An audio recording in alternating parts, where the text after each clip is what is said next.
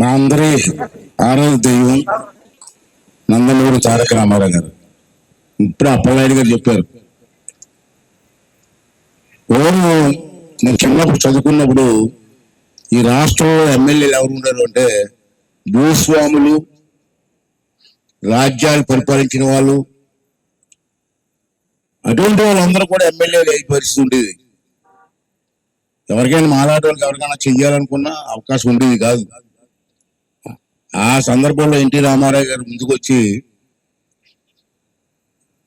100% చదువుకున్న వాళ్ళకి, కుర్రవాళ్ళకి, ప్రజల మధ్య తిరిగిన వాళ్ళకి సీట్లు ఇచ్చి ఎమ్మెల్యేని గెలిపించిన ఏకైక వ్యక్తి నందమూరి తారక రామారావు. లేకపోతే అతనే ఆ రోజు లేకపోతే రాజకీయాల్లో మాలాంటి వాళ్ళకి స్థానమే లేదు, సీట్ అడిగే అవకాశమే లేదు మాకు. ఎంతోమంది, నేనే కాదు, చిత్తూరు జిల్లా అనుకుంటా నాన్న బగిడి గోపాల్ కండక్టర్, ఒక ఆర్టీసీ కండక్టర్ని తీసుకొని ఎమ్మెల్యే చేస్తాడు అతను. చిత్తూరు జిల్లా మీసాలు ఉంటాయి, ఎప్పుడు ఉన్నారు మన కలిసారు నన్ను. అటువంటి వాళ్ళు ఎంతో మంది టీచర్స్, డాక్టర్స్, లాయర్స్ అందరినీ తీసుకొచ్చి, నేను అప్పుడు డిగ్రీ పాస్ అయ్యంటే నన్ను కూడా పిలిచి సీట్ ఇచ్చి ఈరోజు ఈ స్థాయిలో ఉన్నామంటే నందమూరి తారక రామారావు గారు. ఇంతే, నాకు టికెట్ ఇచ్చారు కాబట్టి మేము పోగట్లే. అతను ఒక సామాన్యమైన వ్యక్తి కాదు, కారణం జన్ముడు అంటారు చూసారా. పూర్వ హిస్టరీలో భగత్ స్వరూపుడు, కారణం జన్ముడు అంటాం. అటువంటి పరిస్థితిలో ఉన్నటువంటి వ్యక్తి నందమూరి తారక రామారావు. నేను చిన్న వయసులోనే నాకు 25 సంవత్సరాల్లోనే టికెట్ ఇచ్చాడు. అప్పటి నుంచి నేను అంత బాగా క్లోజ్, బుచ్చి చౌదరి గారు కానీ నేను కానీ రోజుకి 2-3 గంటల రోజు 2-3 గంటలైనా అర్థం ఉండేవాళ్ళం మేము రామారావు గారితో. అదృష్టం వచ్చింది. అతను మాట్లాడే తీరు కానీ, అతని స్వభావం కానీ, అతని ఆలోచనలు కలిపి వింటే ఈ రోజుల్లో కూడా ఇటువంటి ఆలోచనలు వ్యక్తి ఉన్నారని ఆశ్చర్యపోయారు. ఆ రోజుల్లో ఒక పద్ధతి అయిన వ్యక్తి, క్రమశిక్షణ గల వ్యక్తి, నీతి నిజాయితీకి నిలబడే వ్యక్తి ఎవరైనా ఉన్నారంటే నా దృష్టిలో నందమూరి తారక రామారావు తర్వాతే ఎవరైనా వస్తే. అటువంటి వ్యక్తి చనిపోయి సుమారు 30 సంవత్సరాలు అయిందండి. 31వ సంవత్సరానికి వచ్చాం. 30 సంవత్సరాల క్రితం చనిపోయారు అతను. అయినా ఈరోజు రాష్ట్ర వ్యాప్తంగా రామారావు గారి పుట్టినరోజు కానీ, చనిపోయిన రోజు కానీ ఎంతో బ్రహ్మాండంగా ఇప్పటికీ ప్రజలు మర్చిపోకుండా చేస్తారంటే అతని మీద ఉన్న గౌరవం, అతని మీద ఉన్న నమ్మకం మనం గుర్తించుకోవాల్సిన అవసరం కూడా ఉంది. అంచేది ఈవేళ రమణ గారు నా దగ్గరికి వచ్చి ఇక్కడ విగ్రహం పెడుతున్నానని చెప్తే పెట్టండి తప్పులేదు ఇచ్చి అడిగాడు, నేను విగ్రహం పెడతానని. నేను అన్నాను, విగ్రహం పెట్టండి తప్పులేదు, పెద్ద విగ్రహం పెడితే రాబోయే తరం వారికి ఇది ఎవరంటే ఎన్టీ రామారావు చరిత్ర అని చెప్పొచ్చు. గాంధీ గారి విగ్రహం పెట్టవచ్చు, స్వతంత్రం కోసం పోరాడాడు, అటువంటి విగ్రహాలు పెట్టవచ్చు. అంబేద్కర్ విగ్రహం రాజ్యాంగం కోసం పోరాడాడు, అటువంటి విగ్రహాలు పెట్టవచ్చు. మాకు రాబోయే తరం వారికి చెప్పడానికి మారదు, ఇప్పుడు మారదని చెప్తాను. ఇన్ని సంవత్సరాలు అయింది, అది చనిపోయి 30 సంవత్సరాలు అయింది. అతనిలాగా మాట్లాడేవారు కానీ, అతనిలా ప్రజలను ఉత్తేజపరిచే వాళ్ళు కానీ, అతనిలా కార్యక్రమాలు చేసిన వ్యక్తులు ఎవరైనా వచ్చారండి? ఎక్కడ కనపట్లేదు. అతను చేసే కార్యక్రమం మనసులోంచి వచ్చేసాడు. పొగడతల కోసం, ఓట్ల కోసం చేయలేదు. అతను చెయ్యాలనుకుని చేసాడే, అలా చేసాడు. అతని పనిచేసాను కాబట్టి నాకు తెలుసు. పూర్వం మనకు మున్సిపల్ కర్ణాలు ఉండేవారు, మీరు తెలియదుగా. పూర్వం పెద్దలు తెలుసు, పెద్దలు తెలుసు. మున్సిపల్ కర్ణాలు అంటే ఆ గ్రామానికి ఎంతోమంది రామారావు గారు భయపించారు, వద్దు సార్ వాళ్ళు ముట్టుకోవద్దు సార్, వాళ్ళు ముట్టుకోవద్దు సార్ అంటే ఆ వ్యవస్థ ఉండగా కూడదని చెప్పి ఎన్న సంతకం పెట్టి మున్సిపల్ కర్ణాలు ఉద్యోగాలు తీసి పారిసేది. ఆ పారిసిన తర్వాత ఊళ్ళు కొంచెం ప్రశాంతంగా ఉన్నాయి. ఎంత తెలుసు, పెద్దలంతా తెలుసు. అటువంటి మహోన్నత వ్యక్తి ఎన్ని కార్యక్రమాలు చేశాడండి, ఎన్ని మార్పులు తీసుకొచ్చాడండి. మగవాళ్ళైనా రాజకీయాలు చేయాలా? ఒకసారి మేము అంతా ఇల్లు కూర్చున్నాం, ఏం తమ్ముడు మగవాళ్ళు నేను రాజకీయం చేస్తారు, ఆడవాళ్ళు రాజకీయం చేయకూడదు అని అడిగాడు. మేము ఆడవాళ్ళు రాజకీయం అప్పుడు మరి ఆ రోజుల్లో ఆడవాళ్ళు బయటకు వచ్చారు కాదు కదా. ఆ కష్టం అన్నగారు అంటే ఎందుకు కష్టం, అవకాశం ఇస్తే మీకంటే బాగా చేస్తారు ఆడవాళ్ళు అన్నాడు. దేవుడు బాబు అంత తీసి పరిశీలిలో ఉన్నాడు అనుకున్నాను నేను. అది మాట్లాడితే చేసేవాడు. మరుసటి రోజు ఫైల్ జరిగిపోయింది. 33%, 100 మందిలో 33 మంది ఆడవాళ్ళే ఉండాలని చెప్పి సంతపరిచాడు. పంచాయతీ ప్రెసిడెంట్లు, వార్డు మెంబర్లు, ఇప్పుడు ఎమ్మెల్యేలు అంతా ఆడవాళ్ళు వస్తారంటే అతను పెట్టిన సంతకం. అప్పటి వరకు ఆడవాళ్ళు ఉన్నారండి రాజకీయాల్లో, ఇంట్లో వంట చేసుకుంటారు పాపం, అంతే కదా. ఇవాళ అంతేకాదు, మళ్ళీ కొన్నాళ్ళు పోయిన తర్వాత మా అందరిని పిలిచి, ఇప్పుడు పిలిచిన బుచ్చి చౌదరి గారు నేను అతను పక్కన ఉండేవాళ్ళు, పిలిచేవాడు కూర్చోబెట్టి, కూర్చో తమ్ముడు కాఫీ తాగండి వాడు. నాకు చిన్న ఐడియా వచ్చిందా, ఉద్యోగాలు ఆడవాళ్ళకి కూడా రిజర్వేషన్ ఇస్తే ఎలాగ ఉంటుంది అన్నారు. ఇప్పుడు మగవాళ్ళంతా ఆడవాళ్ళు కూడా ఉద్యోగాలు చేస్తే మగవాళ్ళకి పోతారు సార్, వంట చేస్తారా అని అనుకున్నాం. లేదు ఇవ్వాల్సిందే అన్నాడు. 33%, 33% ఉద్యోగాల్లో ఆడవాళ్ళు కూడా ఇచ్చి ఉండడితే, ఇవాళ ఆడవాళ్ళంతా ఉద్యోగాలు, టీచర్లు కానీ, కండక్టర్లు కానీ, బస్ కండక్టర్, బస్ డ్రైవర్లు కానీ, వీళ్ళందరూ ఆడవాళ్ళు పనిచేస్తారంటే బికాస్ ఆఫ్ ఎన్టీ రామారావు గారి సంతకం. ఇప్పుడున్న నాయకులు ఎవరో కాదు, ఎన్టీ రామారావు. ఆస్తిలో మళ్ళీ ఒక రోజు ఊరో సభ్యుడు మాకు అందనే, తమ్ముడు ఒక తండ్రికి మగపిల్లడు ఆడపిల్ల పుట్టారు కదా, మరి తండ్రి ఆస్తిలో మగోడికి హక్కు ఎందుకు వస్తుంది, ఆడపిల్లకి ఎందుకు ఇవ్వకూడదు అడిగాడు. తండ్రి ఆస్తిలో మరి ఇద్దరు తండ్రి పుట్టాడు కదా, అమ్మాయి అబ్బాయిని, మరి తండ్రి ఏం చేస్తాడు, అబ్బాయిగా ఆశిస్తున్నాడు ఆ రోజుల్లో, అమ్మాయికి ఎందుకు ఇవ్వకూడదు, అమ్మాయి కూడా అతనికే పుట్టింది కదా అన్నాడు. అంతేగాని అన్నగారు మరి పూర్వం నుంచి వస్తుంది సాంప్రదాయం, ఆ అమ్మాయి పెళ్లి చేసి కట్నం, అబ్బాయి మాత్రం ఇంట్లో ఉంటాడు, ఆడికే ఆస్తి వెళ్తుందని పూర్వం నుంచి ఉంది సార్ అన్నాం అందరం. కుదరదు, ఒక తండ్రికి పుట్టిన అమ్మాయికి ఎంత, అబ్బాయికి ఎంత హక్కు ఉందో అమ్మాయికి ఎంత హక్కు ఉంది. తండ్రికి 10 ఎకరాలు ఉంటే చెరికి ఒక 5 ఎకరాలు ఇచ్చేవస్తుంది అన్నట్టు. మరి ఇవాళ అతను చెప్పిన సంతకమే ఇవ్వాలి, అమ్మాయిలకు కూడా ఆస్తిలో హక్కు. కార్యక్రమం చేసాడండి, చదువుకోవడానికి ఆడపిల్లలు చదువుకోవాలా అన్నాడు. ఇప్పుడు ఏం చేద్దాం అన్నగారు ఎంత అంటే, తిరుపతిలో పద్మావతి మహిళా యూనివర్సిటీ పెట్టేసింది, ఓన్లీ ఆడపిల్లలకే, మగవాళ్ళు దాంట్లో మగవాళ్ళు వెళ్ళకూడదు, ఆడపిల్లలు చదువు. ఆ యూనివర్సిటీ చదువుకున్నట్టు ఎంతో మంది, వందలాది మంది వేళ ప్రొఫెసర్లుగా, లెక్చరర్స్ గా, టీచర్స్ గా, డాక్టర్స్ గా, ఇంజనీర్లుగా పనిచేస్తారంటే బికాస్ ఆఫ్ ఎన్టీ రామారావు సంతకం అని చెప్పి సంతకం. ఇటువంటి ఎన్నో చేశారు, చేసినటువంటి వ్యక్తి మహానుభావుడు చాలా ఉన్నాయి. ఎన్ని చెప్తే రోజు రోజు అంతా ఉంటది. అందుకే మేము అంతా ఒకటే నిర్ణయించుకున్నాం, బుచ్చి చౌదరి గారి కానీ నేను కానీ అంతా ఒకటి నిర్ణయం అయితే, నేను ఆఖరి చెప్తాను, ఏ పార్టీలో రాజకీయాల్లోకి వచ్చామో ఒక్కడు పోవాలన్నది మా ఉద్దేశం. నేను ఎప్పుడు కూడా రాజశేఖర టైంలో నన్ను ఎన్నుకు పెట్టాడు ఆ పార్టీలోకి రమ్మని, సస్తే అలాగా తెలుగుదేశం పార్టీలో చచ్చిపోతాను తప్పించి రానని చెప్పాను నేను. నాకేం లోటండి, ఎమ్మెల్యే చేశాడు, మంత్రి చేశాను, అన్ని రామారావు గారు ఇచ్చింది కదా, నాకేం లోటు చేశాడు, నేను ఎందుకు పార్టీ మారాలా. రాజశేఖర గారు అయితే ఎన్ని కబుర్లు 10 సార్లు కబుర్లు రా రా రా అని.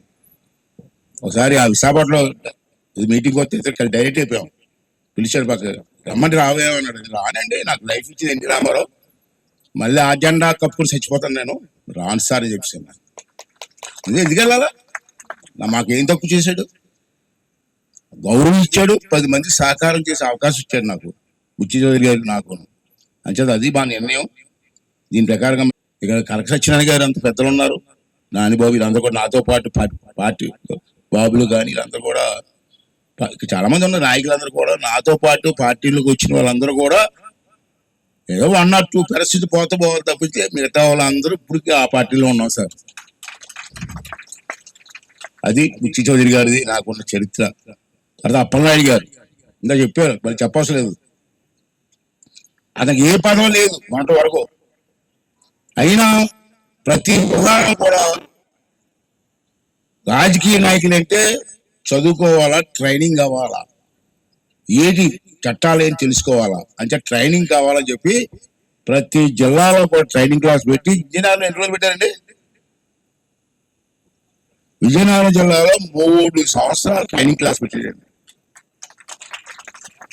ఈ రాష్ట్రంలో అన్ని ఊర్ల నుంచి కుర్రలను తీసుకొచ్చి అక్కడే ఉంచి అక్కడే భోజనాలు పెట్టి అక్కడే ట్రైనింగ్ ఇచ్చి బ్రహ్మాండకు మాట్లాడడం ఎలాగా, స్టేజ్ మీద ఎలా మాట్లాడాలా, ఏ సబ్జెక్ట్ మాట్లాడాలా, సబ్జెక్ట్ ఎలా చదవాలా, అన్ని ట్రైనింగ్ ఇచ్చే మహానుభావుడు అప్పలనాయుడు గారు. ఏం ఆశించలేదు, పదవి ఇవ్వలేదు. తర్వాత మొన్న గవర్నమెంట్ వచ్చిన తర్వాత ఎంపీ అయ్యాడు.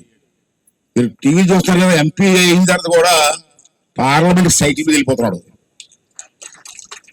చూసా టీవీలో కానీ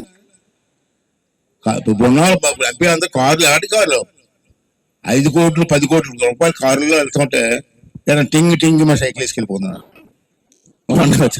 పార్లమెంట్కి సైకిల్ వెళ్ళిపోతున్నారు. అటువంటి వ్యక్తులు అందరూ కూడా ఉత్తరాంధ్ర నుంచి వచ్చారు. మంచి నాయకులు ఉన్నారు మనకి.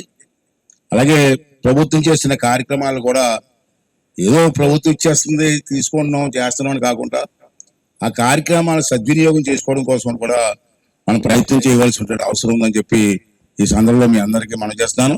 ఇంత చెయ్యగలిగితేనే సహకారం.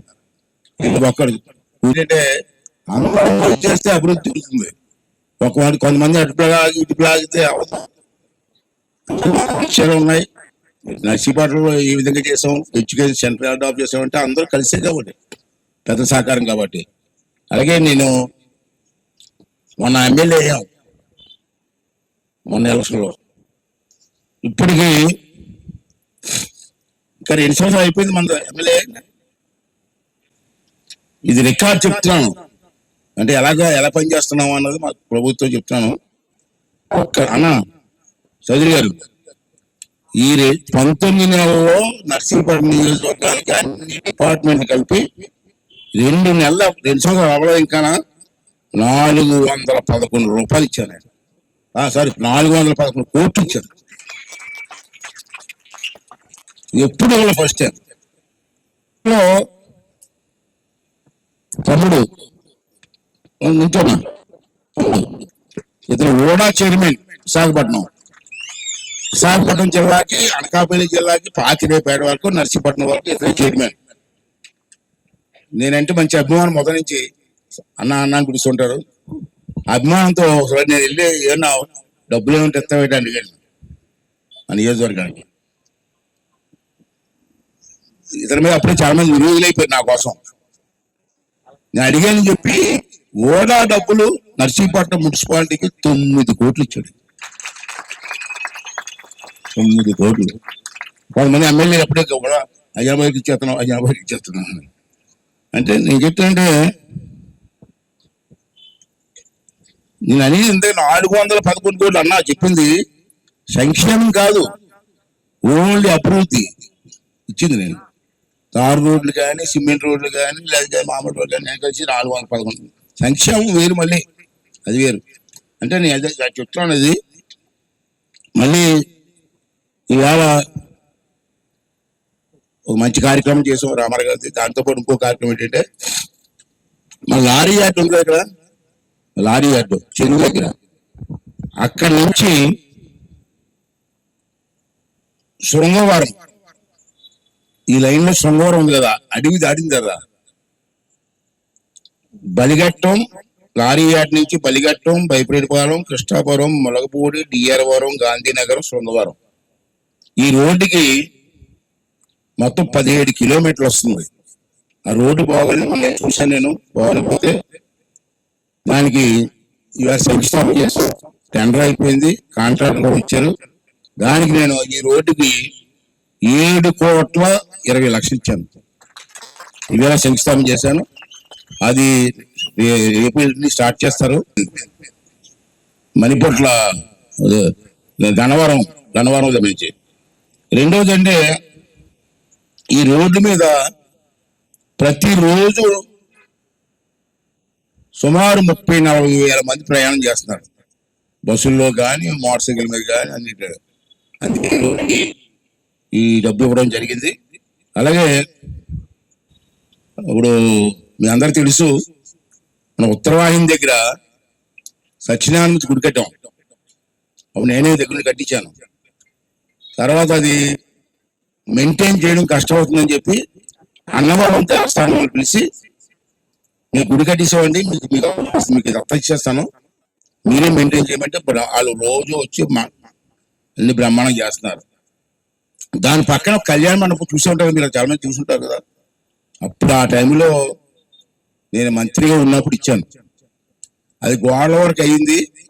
మన ప్రభుత్వం ఓడిపోయే మొన్న వాళ్ళు వచ్చారు, అయ్యన పోతాడు శంకుస్థాపన చేసి కాబట్టి చేయకూడదని ఆఫ్ చేసేసారు. అది అలాగే మొండిగోడతో ఉంది. మళ్ళీ నేను మొన్న గెలిచిన తర్వాత మళ్ళీ దాన్ని ఇవాళ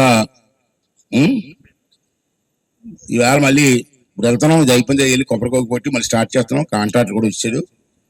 దానికి 75 లక్షల రూపాయలు మళ్ళీ మొన్న ఇచ్చాను. ఇప్పుడు అక్కడికి వెళ్తున్నాను నేను. ఆ 75 లక్షల రూపాయలు ఎవరిచ్చారు తెలుసా? ప్రణవ్ ఇది ఇచ్చిందే. ఆ డబ్బు కూడా ఎక్కడ ఇచ్చండి. ప్రణవ్ ఏదో అంటే ఎంత కావాలి సార్? 75 లక్షలు కావాలి, ఇచ్చేసాడు.